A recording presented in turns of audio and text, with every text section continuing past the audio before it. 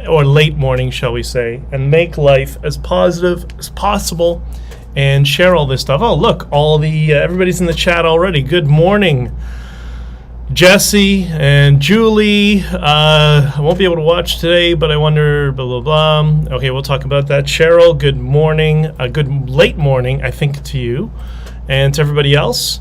You have to let me know if on the stream, do you see two screens? Like, do you see two images of me or just one? Because I've been experimenting with this encoder and learning some stuff. And of course, just before I go live, I click on something by accident and ooh, what's that? It's a new feature that I could possibly use. And then what does that end up doing? Inevitably, it causes more problems and more friction. And it is what it is. Good morning, Bridget and Irene.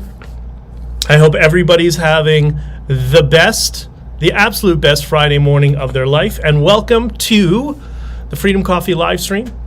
And this is where we celebrate the freedoms that we have and that we fought for and work on expanding them in the future. And how do we do that? We do that one simple way by gathering together. So that's the first thing. Let's come on in. Let's all get together. Let's gather around the circle together and support each other and grab our favorite cup of coffee or tea. I don't want to exclude people from the other side of the pond. I have a lot of friends who are British, that's why, and some of them quite hate coffee. But step one is to enjoy a sip of coffee together. And step two, you need to start. You can't fix the world. We can't fix our problems or our daily lives. We're always in a state of anxiety. That's why we have positivity coffee.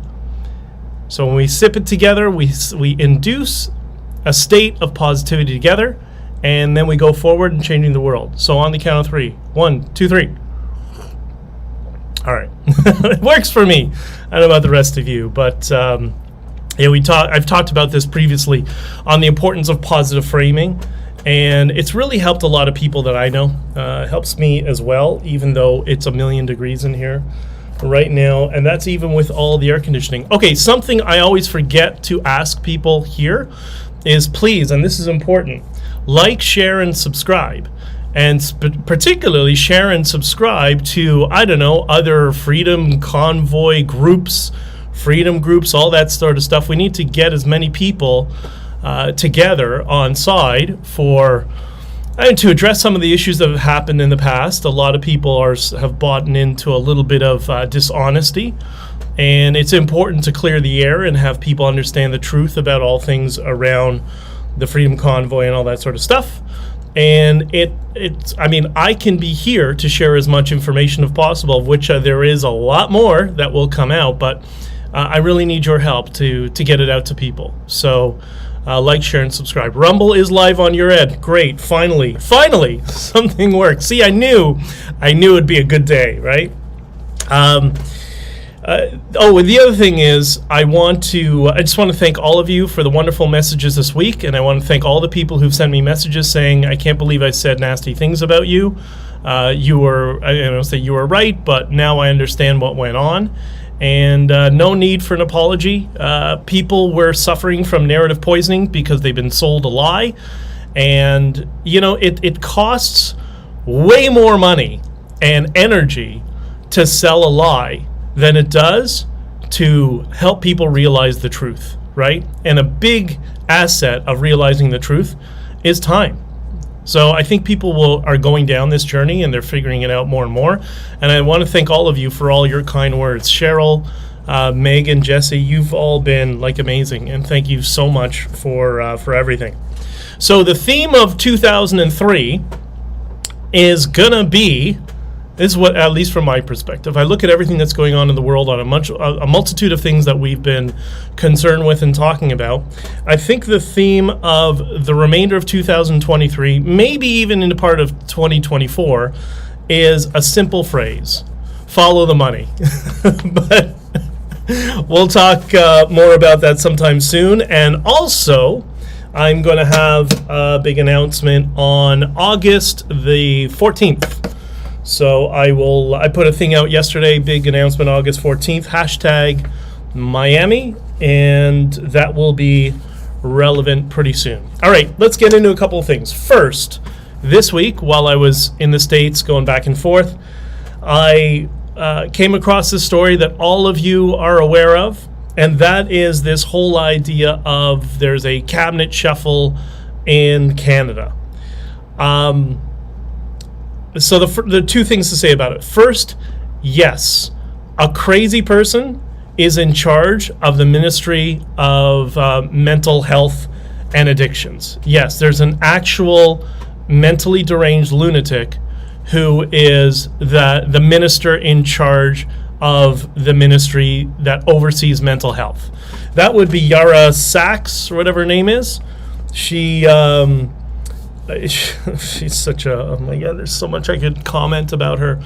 But she's the person that did she made the announcement in the proclamation in Parliament that HH stands for Heil Hitler. Now, I don't want to get it too much into kind of my cultural backgrounds and her, but she's what we call in my community, they're called Judiots. And what they are people in our community who launder communism through their through whatever platform they're in charge of. It's a big reason we have a rise in anti-Semitism. It's because the Judiots who are laundering communism, and Yara is one of those, and she's absolutely a disgrace and absolutely pathetic. And I apologize to all of you that people like that exist. I really do.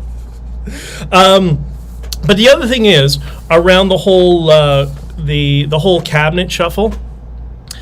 I want to ask. I'm trying to figure out how to ask the world and how to ask everybody who cares about this issue. Stop taking the bait and stop concerning yourself with things that have nothing to do with you or your lives. And this is a perfect example: a cabinet shuffle that has nothing to do with your life or my life or anybody else. That is a political apparatus issue. It's a talking point for all of them and whatever. And what they do is they use these issues to try to propagandize you, to turn you into the mob, to scream and yell on their behalf. It's completely irrelevant that idiot 1 has been replaced with idiot number 2. That has they're all idiots in particularly that cabinet, or at least part of it. So don't take the bait. Don't make this, an emotional issue, something that you're concerned about, whatever. There's nothing to do with your life. And I would argue that if you think it does, if you believe that the media has convinced you that a cabinet shuffle, shuffling idiot 1 with idiot 2, has any direct implication on your life, you've been propagandized by the political class and the media. It's completely irrelevant. I'll give you another example of this. Another example is Trump. Trump is an example for so much stuff, so many things. But I've known so many people who, on the people who are opposed to Trump. Doesn't matter, they're conservative, liberal, whatever. People don't. They always say the same thing. They always say, "Oh, he's such a." 4-letter word. They give a 4-letter word to describe him. They don't like him. He's rude. He's this, whatever. And my rebuttal to that is always, good. I want somebody who's a complete DICK to go in and take those, useless, not obstructionists, but those useless opportunists in the political class who are screwing you and I want somebody to go in there and strangle them and take a sledgehammer and start breaking stuff. Why do I want a nice person to go in and make things easy for the political class? No, I want their jobs to be as impossible as it is for the rest of us, right? We deal with friction all the time. And when people are buying into this narrative, and they'll regurgitate these talking points of, this politician A or B, he's rude, he's mean, he's racist, he's whatever label they're giving to that person. I say, good, you go deal with it. Right? Now you're going to have to, for all the screwing of us you've had to deal with, now you have to deal with some friction as well. And this is a good example of that as well, being propagandized us to become part of a mob that will fight a political narrative on behalf of the political class. Don't do it. Don't take the bait. Don't be part of it. That's their problem to deal with, whether they're opposition or the people in power. Don't start taking on their responsibilities. At least that's my perspective. That's my PSA to all of you who I love dearly. Ken, what's up, brother? It's good to see you. I haven't seen you for a while. And what do they do when they have somebody who's the political class doesn't like to deal with, because there's somebody who makes demands, somebody who wants answers? How do they respond? Come on. I think we've talked tangentially about this before. How do they respond? How do they respond when somebody makes their way into the political class, and that person is very difficult for the lobbyists and all of them to deal with? How do they deal with it? You know what they do to deal with it? You know what they do? They smear the person. That's where you get the ex-phobe, the racist, the white supremacy, all the labels, all the tags, whatever. That's why you get it. It is a response to, they don't want to do their jobs, so what are they going to do? They're going to do a full character assassination on that person. And Jesse says, I'm not a Trump fan, but I think he did what needs to get in office. Exactly. It's not about liking or dislike. That's just the example that I'm taking. And there have been other people like that. Remember Matt Gaetz, that Florida senator or congressman? I can't remember. That whole rumor of the underage, the girl or the underage girl or whatever he was doing. Whatever happened to that? You know, they never named the person. The person never came forward. It was never public. It was always just a rumor about somebody who doesn't exist. Because it was fake. It was completely fake the entire time. And I know people who bought into that, right? Because we all buy into a good story that's shocking, right? And especially if we don't like the person, then it's so easy for us to buy in to this sort of propaganda. And I was listening to somebody this week talking about the formula for how to detect a political smear, because it's really structured in how they do all of this. They'll do a few steps, but once you see it, you can't unsee it. So the first thing is, it's always going to be, obviously, about a public figure, or somebody who's a public figure at that time, right? It's not, people aren't always public figures. There are people who go in and out of having public profiles. They go back to their private life, then they'll reemerge a year later or something like that. But the person has to be on the public stage in some way, shape, or form. They've tried it with like child actors once they're no longer relevant, and there's very few times that it actually works, right? So it's got to be somebody who is currently in the public sphere. The next thing is, it has to be paid. It has to be said by somebody who usually has somewhat of a public figure, often journalists or fake news journalists or whatever you want to call them, influencers, bloggers, whatever. But it's somebody who's getting paid. Somebody who's getting paid to send any sort of message. And in these cases, they're being paid to disseminate a message, a character assassination, an attack on somebody else. And then what's the third thing? And there's a couple of variations of this. What's the third thing that's required? So you have a public figure that they want to attack. Now they have the person who's going to attack. They're getting paid by a system, a group, or apparatus, or whatever it is. And then what's the third thing? Is they'll quote mine, right? This is what the social justice tactic does all the time. This comes from the communist left. Was it the John Birch Society? There's a very famous video from 1969 where they talk about that strategy that came from initially the Communist Party at that time. So it's a public figure. The message has got to be sent by somebody who's being paid to do it, and they're quote mined, right? And usually it's a tactic of the left. Or the social justice. It is the tactic of the radical left, but you sometimes see it on the right. So earlier this week, Chris Barber It wasn't, okay, so there's two people who run Chris Barber's account. One is Keith Wilson. The other is Chris Barber when he's drunk. Those are the two people running that account. And you can tell when the language shifts, when it's lawyered and careful language, that's when it's Keith. It'd be Keith or Eva, one of those. The same entity, right? But the two of them are half a brain together. There's kind of a full brain. But what they'll do is what Chris Barber's Twitter account did this week. They took a section of where I was being intentionally provocative because I wanted them to do this, to take the bait. That's the idea. And he posted a video of me making fun of Eva, of how stupid she is.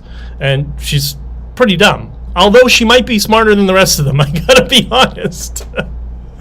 And so what they did is they took a 9-second clip and they put it on Twitter. So what does that do?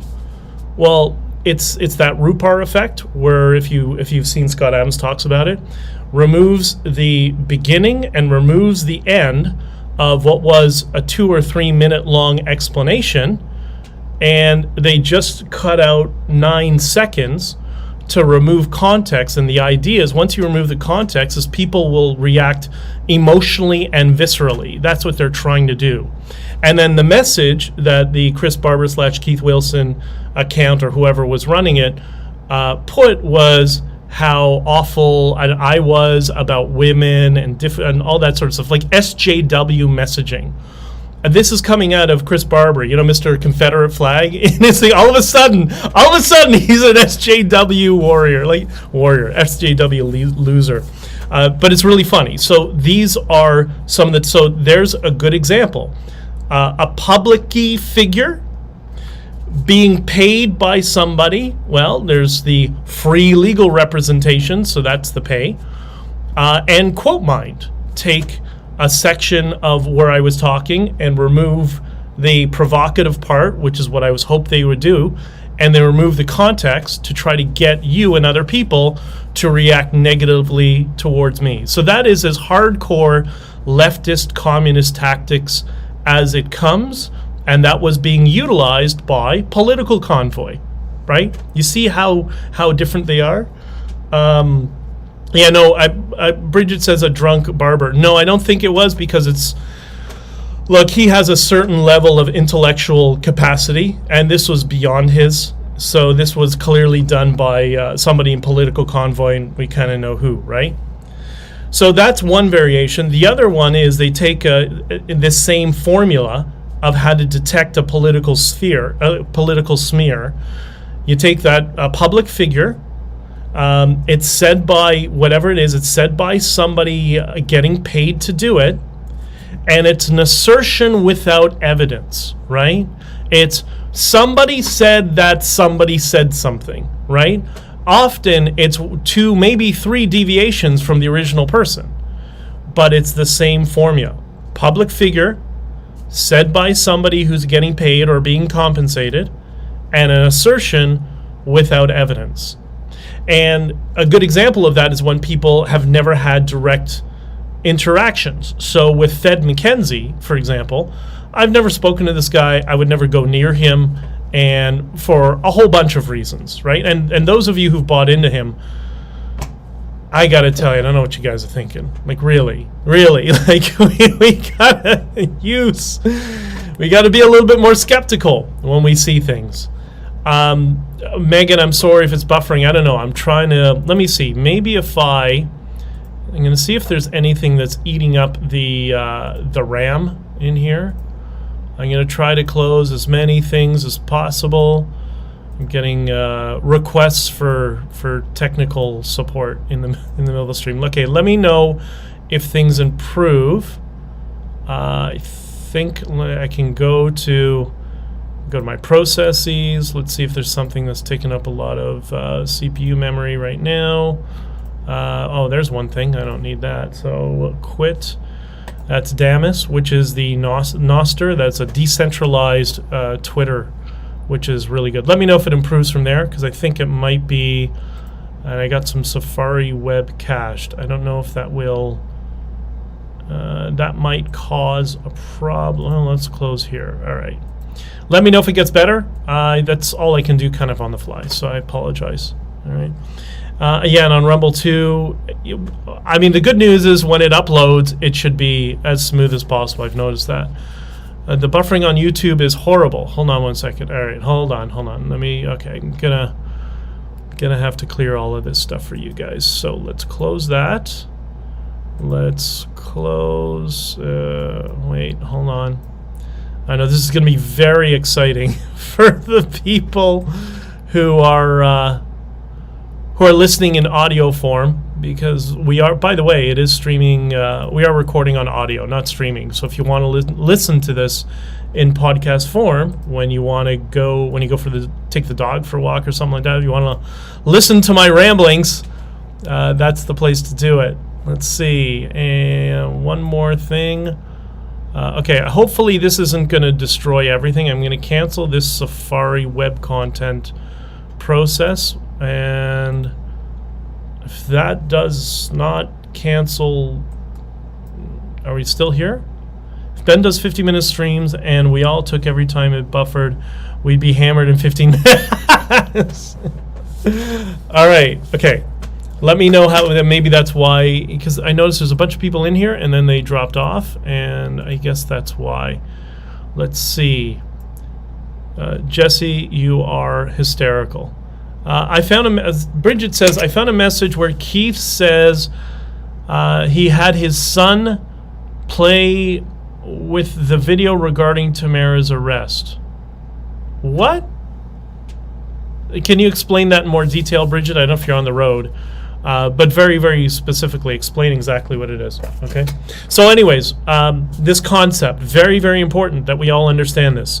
Political figure plus someone being paid or being compensated for to do to spread the smear, and then a quote mine or an assertion without fake evidence. Those two are the most common, and if you look through the media landscape for the past couple of years, you'll see that is, well, more than a couple of years, but it's become remarkably consistent, right? Let me know if the buffering is better, by the way.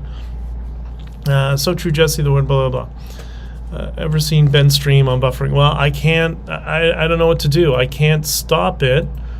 Hold on. All I can do is close as many processes as possible and try to free up RAM. Maybe I should complain to Streamlabs. Let's see. I'll do one more.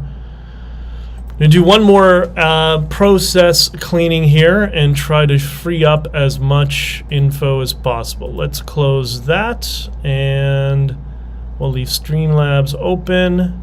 CPU. Okay, OBS is working. Let's close that. Ironically, it might be the piece of software that's trying to clear up my memory and system processing that is causing all of it. Okay, let me know. Ben, he has tried sting. Okay. They don't want the truth. Okay, so Cheryl says they don't want the truth out. Yeah, well, YouTube doesn't want the truth out.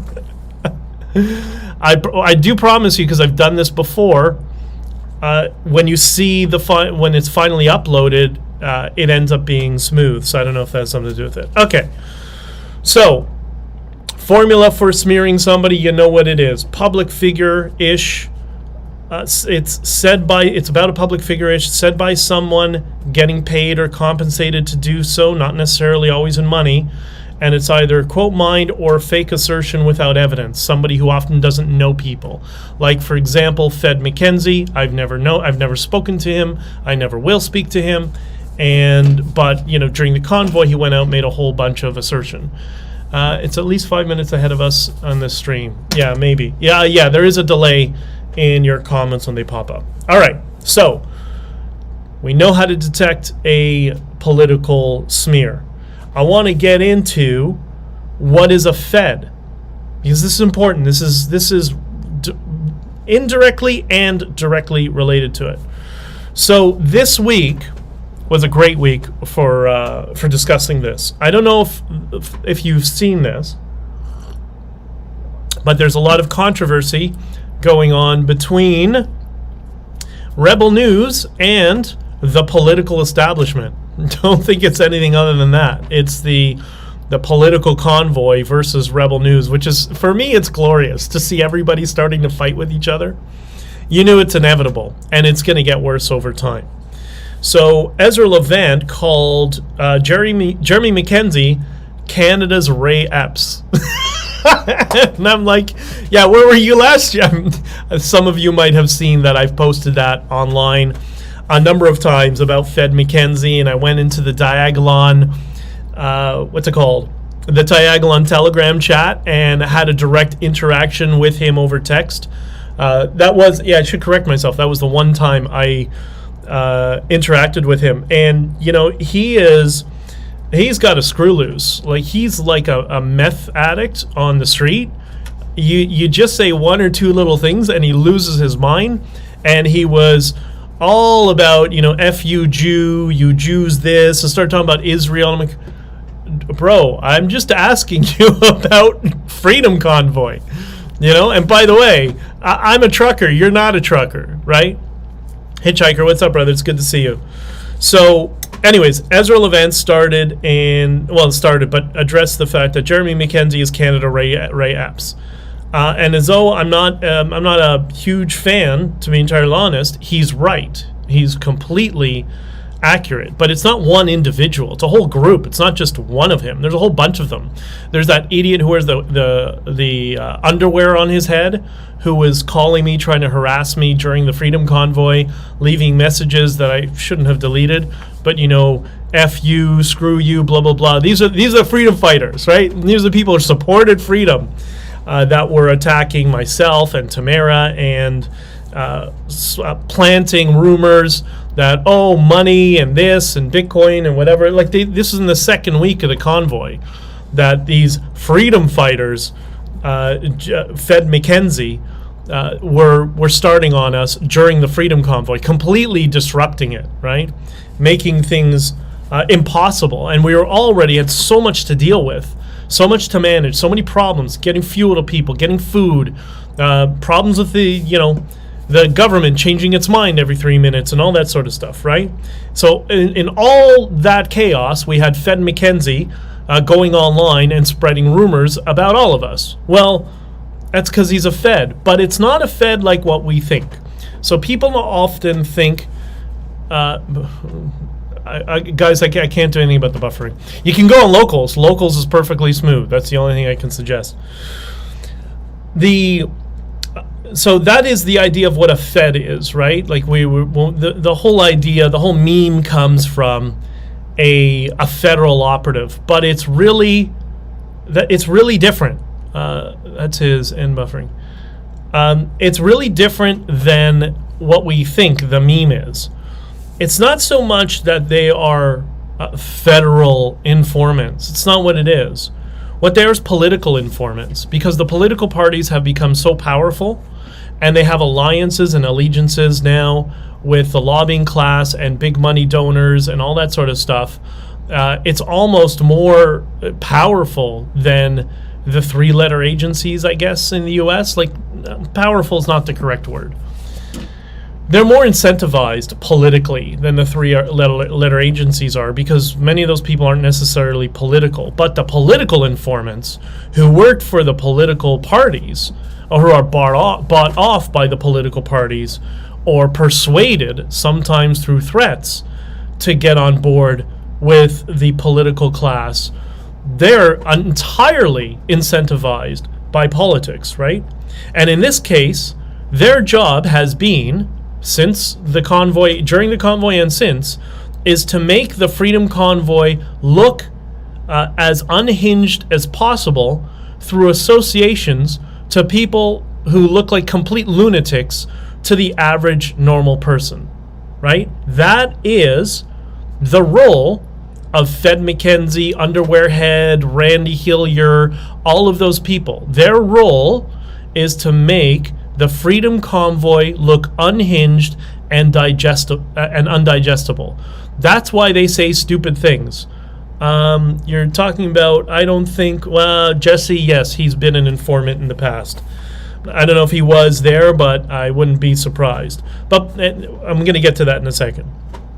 So the idea is to make the whole freedom convoy, freedom movement, peace, love, unity, and freedom, and that whole positive experience, the government and opposition political parties need it to look as unhinged as possible. Why? Because from their perspective, the Freedom Convoy was sucking up all the political donations, and they all believe there is a finite amount of people who are willing to donate to political causes. But the Freedom Convoy tapped into something different. It tapped into people who don't donate to political causes, so it became a political threat. So that's why not only the governments that were in power, Doug Ford conservative, Justin Trudeau liberal, Jim Houston, whatever that fucking idiot is in Nova Scotia, Jason Kenney as well, the person in the NDP in BC, they needed to have the Freedom Convoy seem to be unhinged, like we were lunatics. So the label of fringe minority, which was not accurate, they need the legacy media to put out that narrative, so they have something to go on, so it could be seen as unhinged. That's the role of Fed McKenzie and people like them. And sometimes these people are too stupid to even know that they're being used in that way. You know, it's not like they come and say, hey, you know, we're the 5 people running everything, we're going to give you some money and do this. It's not like that. They'll approach them, yeah, we agree, the country's terrible, but, you know, these people who are leading the convoy, they're no good. You should go out and say something. And they take the bait every time, right? Because they don't understand the complexities of how political strategy works. But this is what all political strategy is nowadays. It's really concerning. And they would go out, they would say stupid things. They're always making the Hitler analogies, either in the positive direction or negative, doesn't matter, because the legacy media will just clip out the word Hitler and use it and say, look how crazy these people are, and it'll drive people away from the movement. That's why so much money has flowed into this. Remember I said in the beginning, it costs a lot more money, time, and energy to sell a lie than it does to allow the truth just to flourish. That's what they're fighting up against. They're trying to prevent people from not knowing the truth, right? So they got to sell something to you. And that's why, you know, Natty and Stacey and some of the other people funded Veterans for Freedom at, from what I understand, $12,000 a month, because they need to have people go, because Veterans for Freedom, by the way, that guy, what's his name? Butt Hurt Locker Tom, and Fed McKenzie are part of Veterans for Freedom, which is taking was taking $12,000+ a month. So you bring in the unhinged person, the people who helped disrupt the convoy because they went behind all our backs when they were told specifically not to, and met with the city and conspired against us. They're paid for doing that in this particular example. And it's really weird that I keep seeing Tamara in pictures wearing Veterans for Freedom shirts. Why would she do that? That doesn't make sense. That's the fringe lunatics that make the Freedom Convoy look bad intentionally. Those are your political informants that will go in and inform things. I don't understand, right? It doesn't make sense to me. Maybe there's something more going on. I don't know.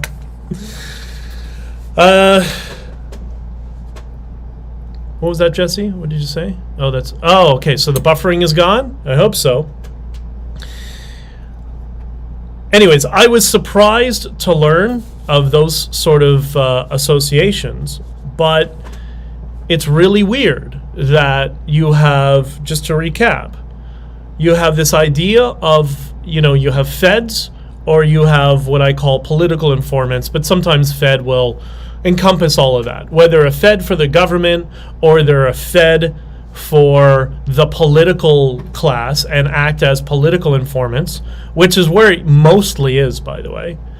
That Fed McKenzie, as called out by Ezra Levant accurately, is Canada's Ray Epps came to the Freedom Convoy. He already had a reputation. That's why he's perfect, because despite the fact you might have seen some things that he said that you liked, there's a whole long list of stupid things that he said in his, I don't know, a podcast or something, where he goes off on, Schindler's List was fake, and the Holocaust was fake, and the Jews run the world, and all that sort of mindless bullshit, right? For the dumbest people in the world. That's what that's designed for. And by the way, that all comes from communism. That came from a very famous book that was written by communists during the Cold War. But anyways, we'll get to that another day.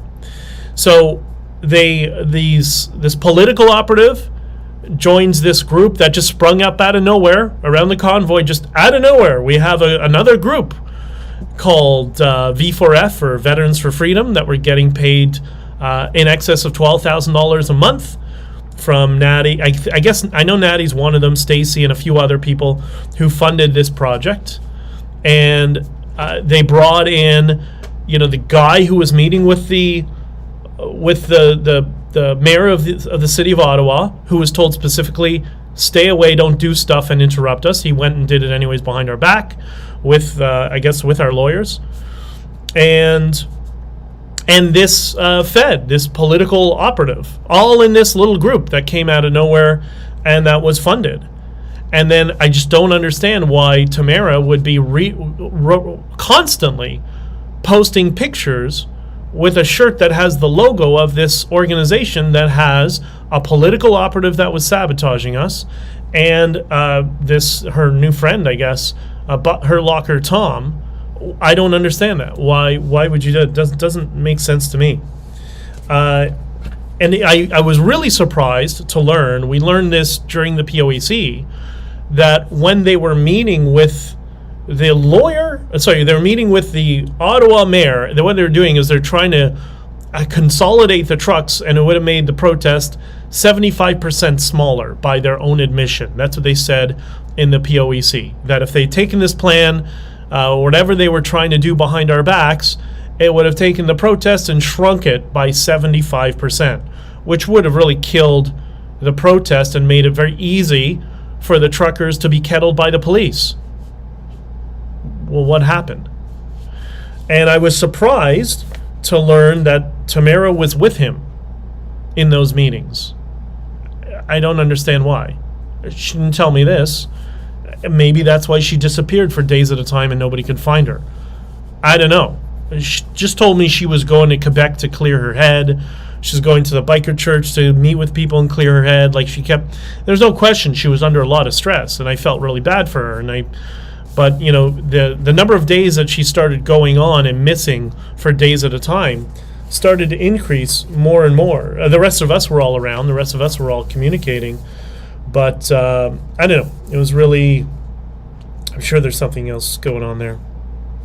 But anyways, it costs a lot more money, time and energy to sell a lie than to allow the truth to flourish. The truth, what's beautiful about the truth? The truth is free. It doesn't cost anything. Truth costs absolutely nothing. You just have to be able to have an open mind, which is very difficult for all of us, especially those of us who had been suffering narrative poisoning, and to open up our minds and say, okay, well, what's the other side going to say? I talked about this in a space yesterday. I was driving back, and I was in one of these spaces with a whole bunch of Bitcoiners, and they started talking about, certain conspiracy theories. Like legitimate conspiracy theories. And I suggested that it's very, very important to always take whatever the conspiracy theory is, whatever, that you're searching and researching online, and add the word debunk or debunked afterwards. Because then that's going to give you queries from what the other side or other sides think of an issue.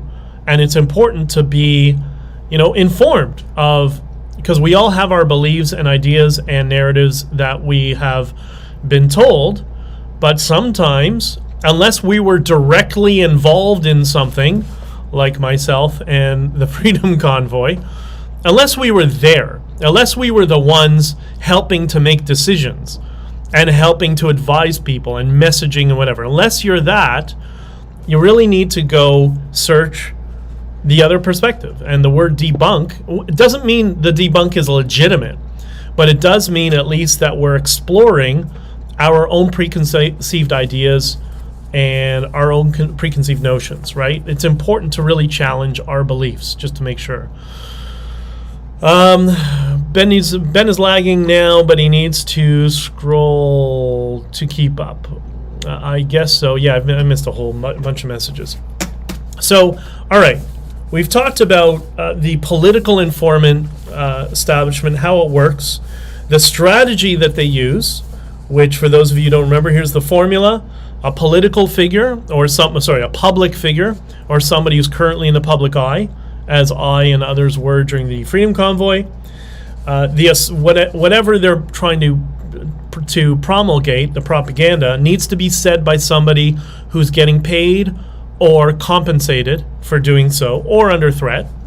And there needs to be one version of the formula is a quote mine, so take something out of context, or often, as we saw at the Freedom Convoy, an assertion without any evidence.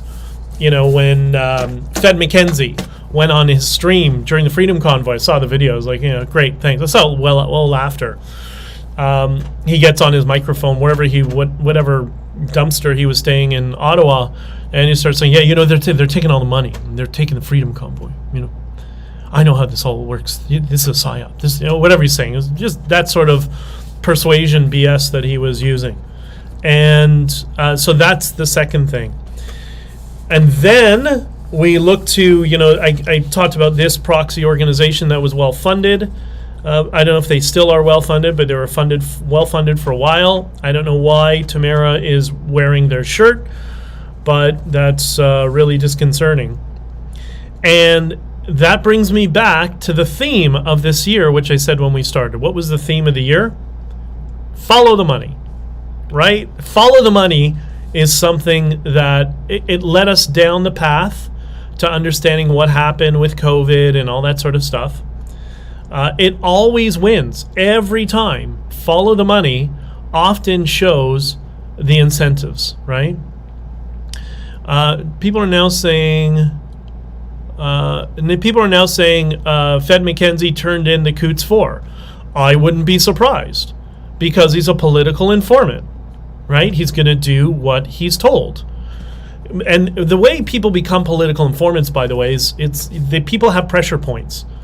And the pressure points that the political class or actual feds, the three-letter agencies, but usually it's all political, they'll use as everybody's got, well, most people, not everybody, has pressure points. Sometimes it's your children. Your children want to get into a school or whatever. Sometimes it's your job. That's why I've always believed it's better to be some kind of entrepreneur so you don't have those vices. Your family around you, friends, who knows? You see this often in mafia movies, right? Or this is a common thing in Latin America. When people have children and kidnappings are very popular, well, that becomes a pressure point. So they do the same thing. I posted, if you watch this on the on the Rumble stream, I posted a section of the Rebel News interview with Jim Karahelios, myself, Jim acting as a lawyer, not as a politician, by the way, but Jim, my counsel, myself, and Sheila Gunn Reid. And it's a section of a long video, this is only 2 minutes, where it refutes all the smears from Fed McKenzie, Keith Wilson under testimony at the POEC, Butthurt Locker Tom, and the rest of political convoy that have been selling you on the smear of, what happened to the Bitcoin, what happened to the money, right? They all know because it's in affidavits, it's on court record. Everybody knows exactly where it is, including the judge who accepted, or the court that accepted that affidavit. But remember the formula. Public figure in that capacity would be myself, said by somebody incentivized, sometimes monetarily or otherwise, to say that. Okay, well, we have the political convoy structure, we have the legal issues, class action suit and criminal lawsuit, And what do? They're going to make an assertion without evidence. But this is odd because the assertion without evidence, there's actual evidence that is the opposite of what they're telling you, which is what Jim and myself explained in this little video. And it was interesting that video was an interview done on Rebel News after Sheila Gunn Reid started running her mouth about, BJ can come on anytime. So I reached out to her, and myself and Jim reached out to her, and I guess she kind of trapped herself because I started putting online, I'll come on, we'll explain everything. So we went on for an hour and explained everything. But it didn't get on, it's funny, it didn't get on the main Rebel News channel, right? Not like Hurt Locker Tom, or Creepy Wilson, or any of them who are on the main Rebel News channel, the one they always brag about. We got 1.2 million followers. They didn't put our interview on that one. They put it on their dinky channel, Rebel News Canada, that gets no views. Well, that sounds like something the CBC does, right? Is that not exactly what they do? But anyways, in the spirit of follow the money, which will be the theme for the remainder of 2023 and maybe into 2024. I don't know. We'll see how things evolve.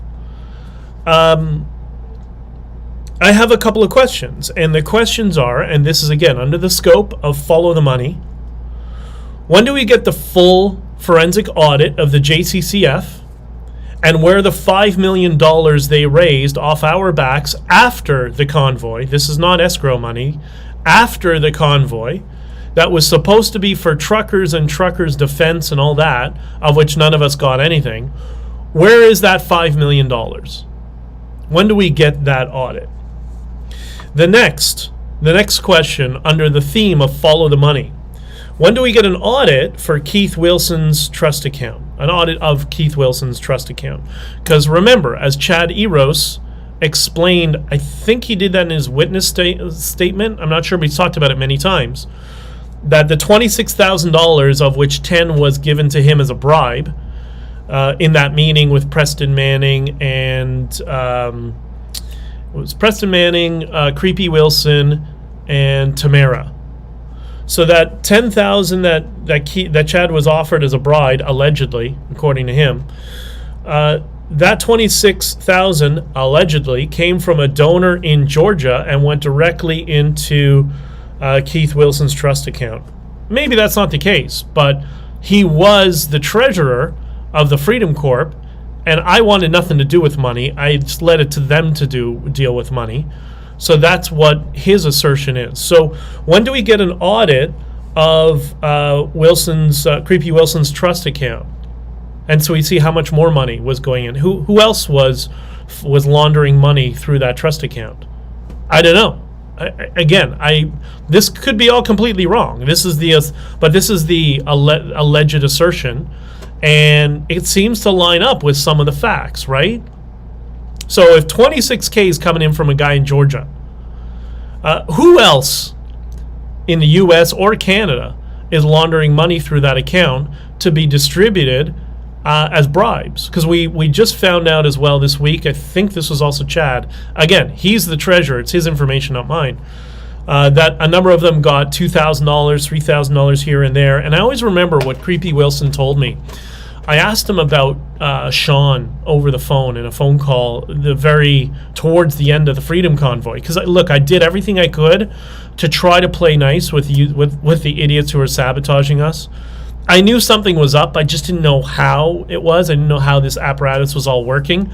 Now it's easy to put together, but when you're in the moment, in the middle of chaos, it's really difficult to figure it out. And I remember asking Creepy Wilson, I said, what's the deal with Sean? And because Sean seemed to be kind of all over the map, but he seemed to be reasonable. He seemed to be with one person that his emotions weren't a vice. He could keep a level head. And he said simply, he said, oh, it's pretty easy. Just give him enough money for drugs and alcohol, and he'll do whatever you want. And that's when I realized, all right, it's time to get off this roller coaster, because that's the degree of which they manipulate people. Just give him enough money for drugs or alcohol, and they'll do whatever you want. And what's interesting is this week, Bridget explained to me that one of the other board members of this Freedom Corp is another hardcore drug addict. I'm like, oh, okay. Well, that lines up with what he told me about Sean. So I guess what? We have two drug addicts with vices. And then when I broke my ankle, listen, I was very thankful for Miranda, because she brought out like a pharmacy of drugs and started popping me with pills, and I didn't know what this Percocet and all this other stuff, and I'm like, I really know nothing about this sort of stuff.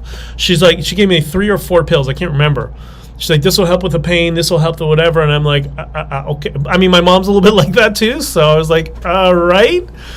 And so she convinced me take all these medication, and okay, I did.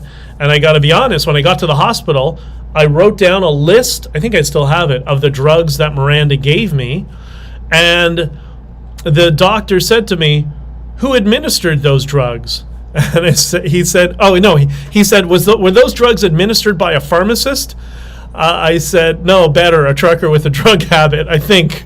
And he said, they should be a pharmacist. This was pretty good. But then I realized, wait, when this came up this week, so if they know Sean is a drug addict and just give enough money for drugs and alcohol, he'll do whatever he wants.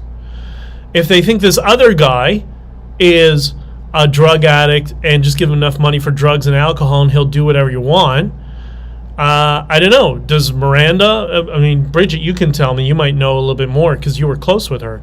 Does she also have this vice of some sort of addiction? So is Freedom Corp all people with hardcore addictions that they are manipulating and using as pawns? And that's when they brought back on, because remember, Tamara and Big Fed, the two of them had quit from the board, but then they came back on out of nowhere with these other people. So is that how political convoy works? You got a few drug addicts that are controlled by, I mean, you talk about a lack of ethics. What kind of person makes a statement like that? Oh, just give them enough money for drugs and alcohol, they'll do whatever you want. I mean, that is definitely the political class and how it works. And listen, I don't know that these are the motivations, but this seems to be what we were dealing with as they were pulling the rug out from underneath us during the convoy. This sort of lack of ethics.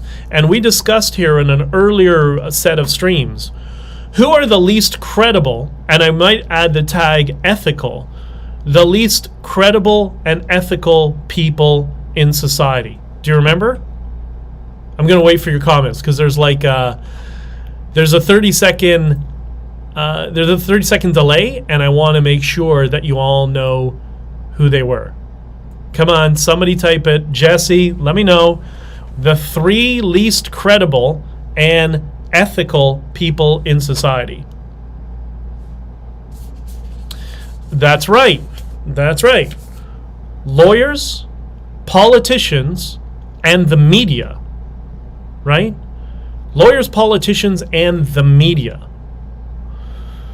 And I think it compounds if you have somebody who's got one, and by the way, there are very good lawyers, and we love lawyers when they save us. And Sunday nights at 8 o'clock, Not on Record, Joseph Newberger, Diana Davidson, who is not a lawyer, she's a legal researcher. I highly encourage you watching that. By the way, when people ask, why didn't you get arrested? Because I called Joseph Newberger. I called a real lawyer, not this freaking lunatic that says just give them enough money for drugs and alcohol and do whatever they want. That's why I was like, all right, I'm going to have to get somebody else. And so I called Joseph that week for help, who was really not a supporter of the convoy, didn't really understand it, by the way. That's why you just need somebody who knows the law. That's what's more important, right? So lawyers, politicians, and the media. And it compounds. So if you have somebody who is a lawyer and a politician, then I don't know, does it get 3 magnitudes worse? 100 magnitudes worse? And what if they're a lawyer, a politician, and media? Who's a lawyer, a politician, and media? All of them? Aren't they all? Aren't they all lawyers, politicians, and media? Creepy Wilson used to be president of a Wild Rose riding association, I think is what it was. And I don't know how Tamara could tell me she didn't know him before. Like, you were both in a Wild Rose party at the same time. That's not possible. But maybe. I don't know. Maybe. Ezra Levant. He's a lawyer. He describes himself, self-describes himself as part of the political class. I remember him saying that on something I watched about a year ago. He's saying, there's different ways to look at things, but people like, myself and others who are part of the political, he didn't say political class, but I can't remember the word he used. And so he describes himself as part of the conservative movement, conservative mechanism. So he's a politician and the media.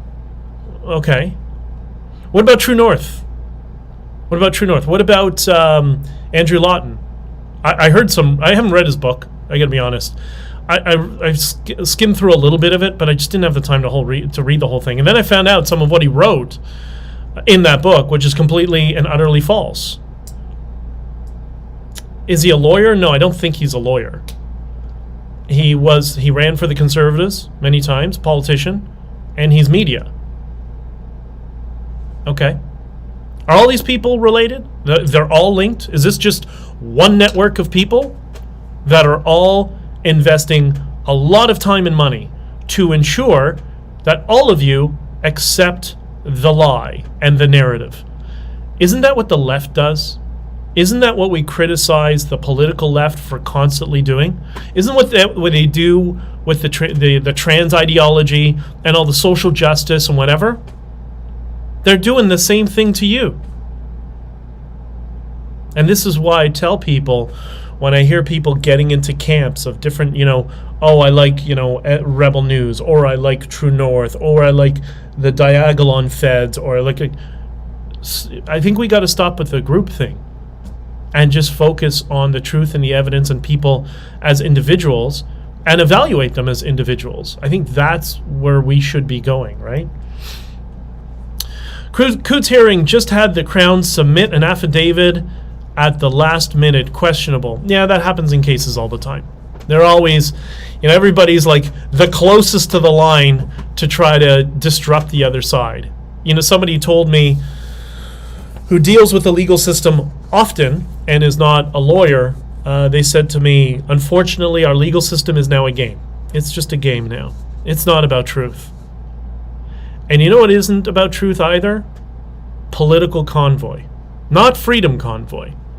Freedom Convoy was myself and the truckers, myself and other truckers, and all the people who sat there in the cold, all of you who came out and loved each other and danced, and the people who performed and did the barbecues, those of you who built the soup kitchen, which I loved, and the dance parties, the EDM parties, all those positive videos, all the stories in this book.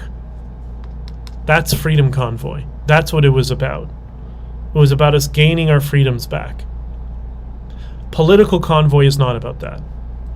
Political Convoy is about controlling the message and to take this beautiful movement and disrupt it and make it look bad so politicians don't need to talk about it. That's the goal.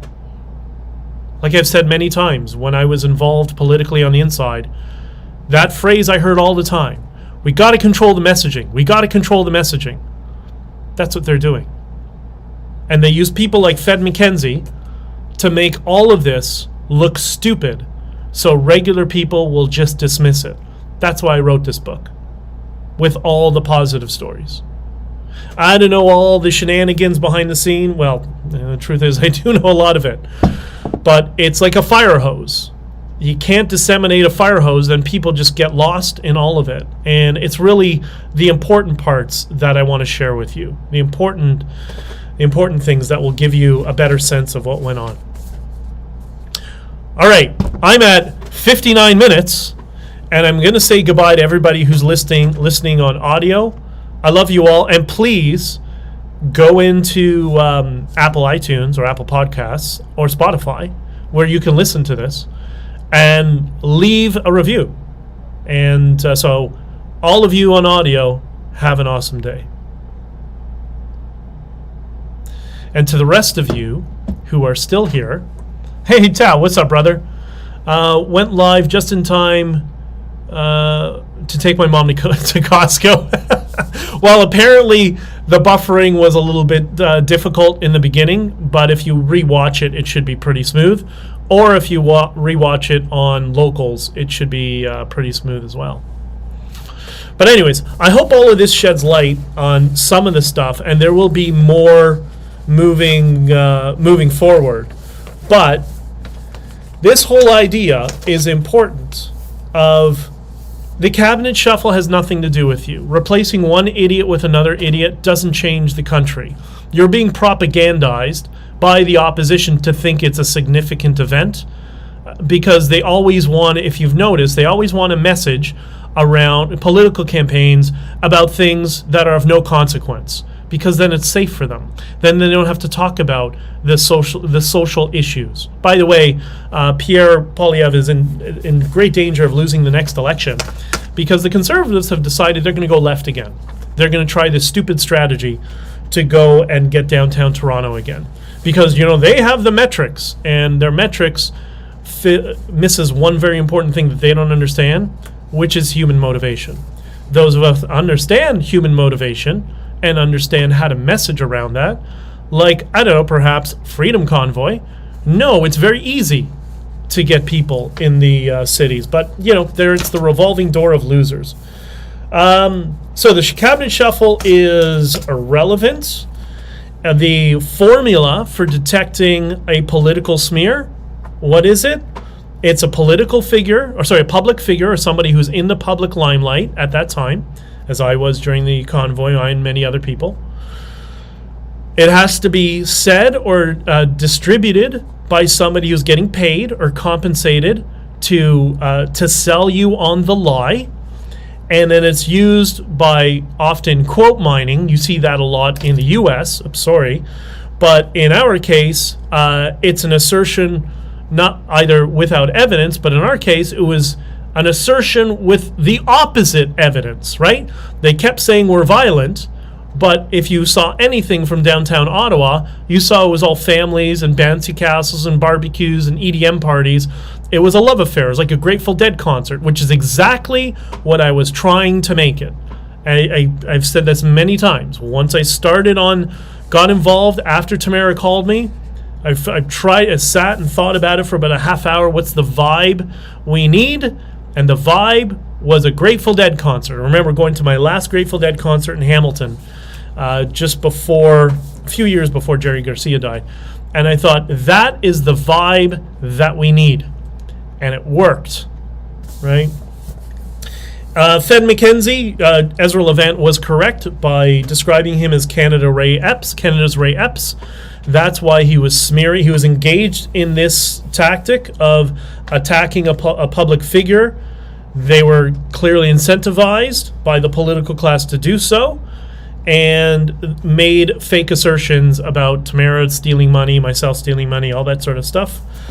And then they created out of nowhere this Veterans for Freedom organization and brought in Fed McKenzie as a board member, and Hurt Locker Tom, who was meeting with the city of Ottawa, which basically stabbed us all in the backs and ended up the truckers getting kettled as a result.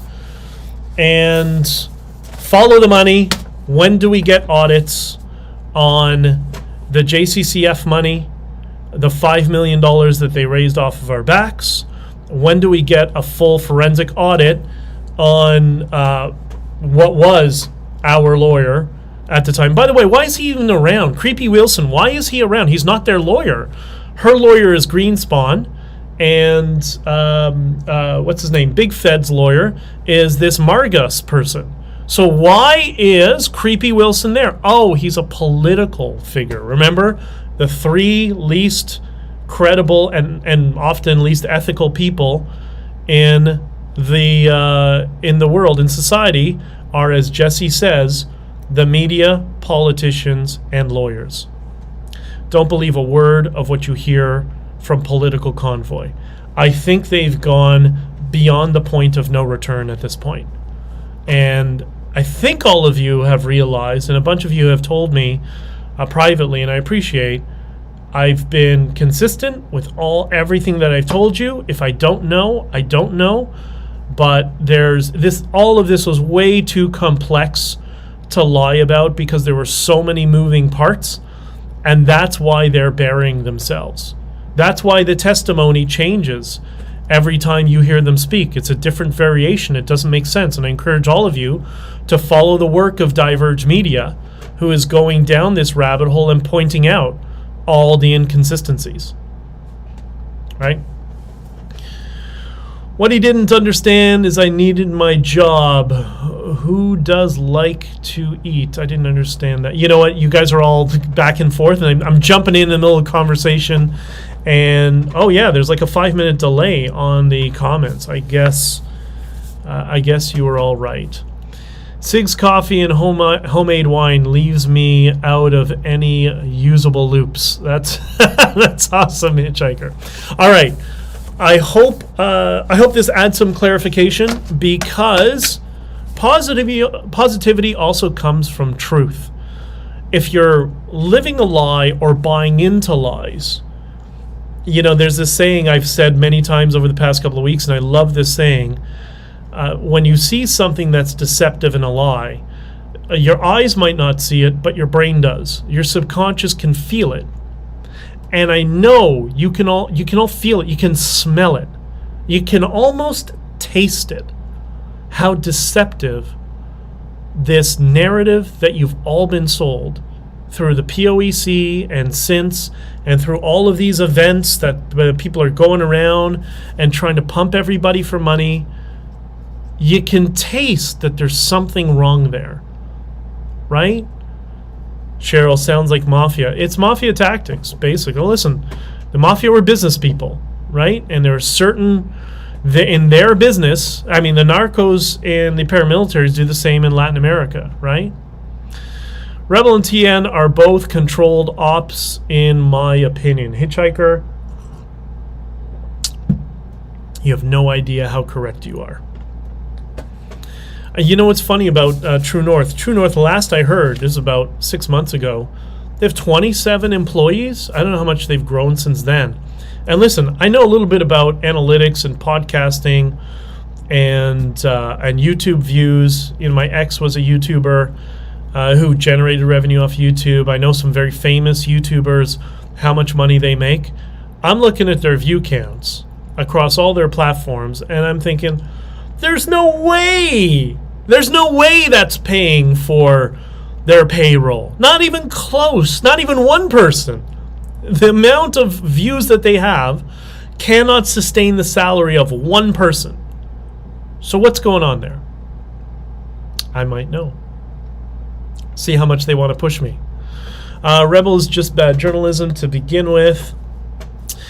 Yeah, we should talk. Maybe we'll talk about the strategies that bad journalism uses to paint a narrative beyond the smear tactics. But the smear tactics is more relevant to the political class. That's more politics. Hitchhiker, I like my own observations, research. I trust everyone. I don't trust the devil inside them. Yeah, I agree. I think, there's a balance, right? And sometimes, why do we have data and spreadsheets? And why do we not live our lives by our gut and by anecdotes in our lives? Because those are singular in nature. They're a singular perspective. And you saw that with if I keep forgetting him on YouTube, with the cerveza sickness, right? The data that they were being sold didn't line up to your personal experiences. That's how you know something's wrong. When the data kind of lines up with what you're seeing in your daily life, this is why the anecdotes have value. It just kind of is another level of reconfirming what you're seeing, what you're being told in data. And that's not always the truth. Sometimes your own preconceived experience can be completely different from data, but it's a good way to really inform on the two things, right? But when you see they're like polar opposites, then there's something wrong. And I think people are seeing that with the whole political convoy narrative. Right? At least that's what seems to be what people are telling me. Menzies makes me laugh so hard. Menzies is hysterical. You know, I had Menzies on one of the podcasts that I was producing. We had him on as a guest. And the podcaster, who I don't want to talk about because he got quite sick at that time, which is why we ended it. At least I ended it. He had David on, and I like them both. He had David on, and he said, you know, I love you, David. I wouldn't call it journalism. I'd call it entertaining. But, you know, you're the best entertainer in journalism, is how he put it. Yeah, Menzies is great. The only time I was really disappointed is Menzies knows a lot of the high-profile people I know. And I was at an event with some of the people this was after Convoy. And remember, I've met him a number of times. I was involved in the Convoy to a large degree, as you know, with all the media that I did. And me and him spent an hour and a half talking after he was on with my podcaster about some issues politically and behind the scenes, what's going on in Canada, and gave him some scoops on some stories I didn't even know what was going on. So we spent, I don't know, an hour and a half, 2 hours. That was our longest conversation. And I saw him at this event with his friend of mine who's kind of high profile. It was a private event. And I went up to him and I said, "Hey, David." And he tried to pretend like he didn't know me. And I'm like, "David, who are you kidding? What are you talking? Oh, you were the Freedom Convoy?" I'm like, you know what? Politicians, the media, and journalists. Sorry, politicians, the media, and lawyers, right? My love to all. Yes, I got to get going. Hence Monty Python. Yeah, Monty Python's awesome. I hope this was informative for all of you. I love you all, and I probably will be doing a stream tomorrow. And I'm also trying to kind of line up a schedule for the night streams. I started night streams with. We did Punchy McGregor's documentary, which we all enjoyed. We had some wine and joked about that. I did the first Talmudic series, which I think is important, especially for people. I know people of faith. I know you love that stuff, and I find it fascinating as well, especially from a historical perspective. I got a really good Talmudic, ancient history, biblical thing to talk about, a concept. It's actually about heaven and hell, which is really fascinating, and I'm sure very few of you have ever heard it, but it's the whole philosophical framework. And I think it was really interesting, given there's a lot of us in the Freedom Convoy who I think are going to heaven, but there's a lot of us who are going to hell, if you believe that, because not only did they engage in highly, highly unethical behavior, and often under the guise of Christianity, which is even worse, but they've continued to do so, and I think that's going to haunt them for eternity. What are you going to do?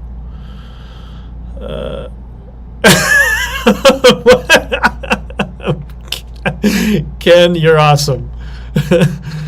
Brock wearing high heels tells you what you need to know about the CPC.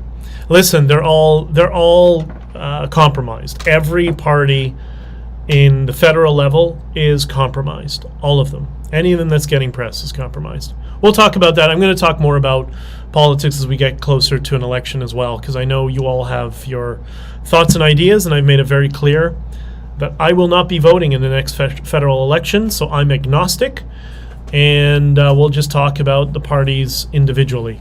So, okay, thank you all for being here. I love you all. You're amazing. I can't thank you enough for all the positive private messages that you send me. It really helps. It's helped the entire time as I've been working through some of this stuff, and I try to make, my positive framework. I try to help you build the positive framework. Even when we talk about these negative issues, it's the noise. It's the noise of what's going on in the world, but it shouldn't break our frame and, our way of looking at the world. How beautiful it is outside today. It's the middle of summer. There's so much to be thankful for, and I think things are going to get better, despite we're going to have some rocky economic roads, which I'll talk about soon. I've been talking about that in Spaces this week. We had food being delivered to our street multiple times a day, more than we could eat. Hitchhiker, 100%, brother. And that's the spirit of what the Freedom Convoy was. Taking care of one another. Political Convoy was about capturing a political bloc and turning them into votes and disseminating a lie so they can control what you think and believe, so you would believe their narrative. But that's not what the Freedom Convoy was about.